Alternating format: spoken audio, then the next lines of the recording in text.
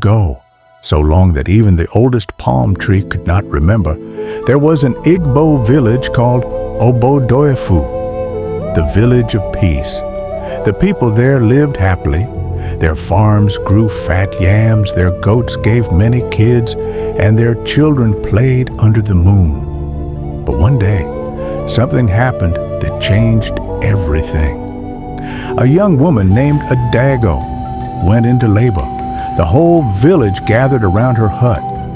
Women held calabashes of hot water. Men sat outside the door, whispering prayers to the ancestors. Then, after hours of pushing, Adago's cry split the night. "It is a baby!" The first child came out strong and loud. But a moment later, something happened that no one expected. "Another one!" the midwife shouted. The second baby came out just as healthy as the first. The midwife froze. The women gasped. The torches shook in people's hands. Twins. No one in Obodofu had ever seen such a thing. 2 babies born on the same night. 2 cries rising at the same time. 2 little hands waving in the same breath. The people did not understand it. And what people do not understand, they fear. Suddenly, a great wind blew across the compound. A calabash fell and broke. The king died. The elders looked at one another. "This is a sign," murmured the oldest elder, Ogbuagu, "a terrible sign." And fear entered the land like a cold shadow. The next morning, the elders gathered under the big udala tree. Everyone waited for their decision. The village believed strongly in signs, spirits, and messages from the unseen world. Ogbuagu stood up slowly. "In all our stories," he said, "in all the tales told by our fathers, there has never been a birth of 2 children at once, and the worst is that our king died same time they were born. It is not natural. It must be the work of Momuo, the unseen spirits." Another elder added, "If 2 children come at the same time, it may mean that an evil spirit has entered one or both." A third said, "If we allow this, misfortune may fall on the whole land." The people listened with wide eyes and trembling hearts. They believed the elders. They trusted their wisdom. And so, out of fear, not wickedness, the elders made a law. Whenever twins are born, they must be killed, or the spirits will punish the village. Adago wailed and begged, but no one was strong enough to stand against the old beliefs. From that day, the killing of twins began. Years passed. Babies were born. Some were twins.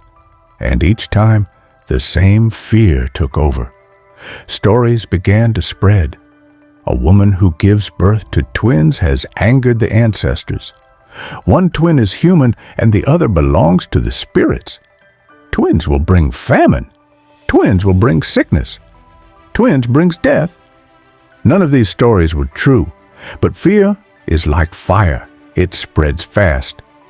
Soon, other nearby villages heard the tale from Obodofu, and because no one understood the mystery of twins, many other villages accepted the fear and copied the same practice. Generation after generation grew up believing twins are not ordinary children. And so the sadness continued for over 100 years. But the land itself did not agree with the belief. The forest did not agree. The river that reflected the sky did not agree. Even the ancestors did not agree. Each time a mother cried for her twin babies, the wind carried her tears. Each time a father lowered his head, the earth felt his sorrow. The village did not know it, but the land was waiting for the day someone would bring light to chase away the shadow. When the truth finally came, many decades later, a woman from far away named Mary Slessor entered the region. She saw what the people believed. She saw the fear in their eyes and the sorrow in the mothers' hearts. But Mary was brave. She said, "Twins are not evil. They are children, beautiful gifts from God. There is nothing to fear." At first, the people did not believe her. How could a stranger know more than their ancestors? But then Mary did something no one expected. She picked up a set of newborn twins with her own hands. She held them close. She fed them. She raised them as her own.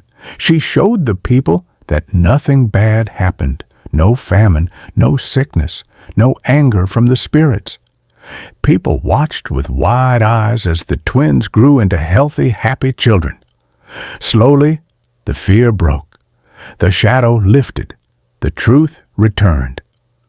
By the early 1900s, village after village began to stop the practice. Elders apologized. Mothers wept with relief. Drums were beaten to celebrate new births. Twins became signs of joy, not sorrow, and the custom of killing twins ended the same way it had begun. Through human hands, through human choices, but this time with courage, not fear. Today in Igbo land, twins are celebrated. They dance at festivals. They run through compounds laughing.